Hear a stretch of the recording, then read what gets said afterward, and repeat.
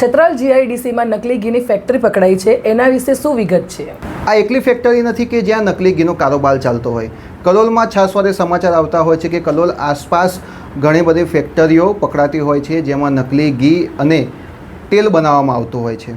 હવે આ કિસ્સામાં એવું છે કે સ્થાનિક પોલીસની કોઈ રોલ નથી. ગાંધીનગર રેન્જ આઈજીની કચેરીના સ્ટાફ દ્વારા છત્રાલ વિસ્તારમાં પેટ્રોલિંગ કરવામાં આવ્યું હતું અને તેમને ખાનગી રાહે બાતમી મળી હતી કે યોગેશ્વર એસ્ટેટમાં આવેલી હેપી ઓઇલ ઇન્ડસ્ટ્રીમાં નકલી ઘી અને ભેળસેળયુક્ત તેલ બની રહ્યું છે.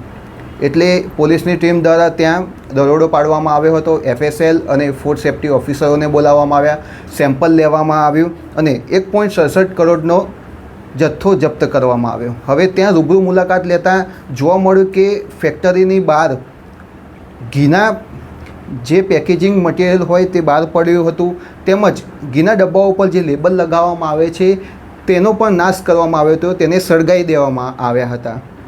એટલે આ અંગે મોટી આશંકા ઊભી થઈ રહી છે.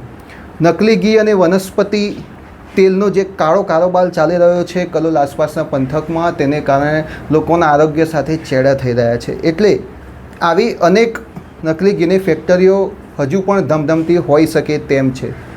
એટલે સત્વરે તેનો ઉકેલ લાવવામાં આવે તેવી લોકોની માગણી છે. તપાસ દરમિયાન સામે આવ્યું છે કે આ ગોડાઉન અમદાવાદના ચાંદલોડિયા વિસ્તારમાં રહેતા 52 વર્ષીય જનકકુમાર નાથાલાલ ભાવસાર દ્વારા ચલાવવામાં આવતું હતું. પોલીસે આ મામલે આગળની કાનૂની કાર્યવાહી હાથ ધરીને ગોડાઉન સીલ કરી દીધું છે.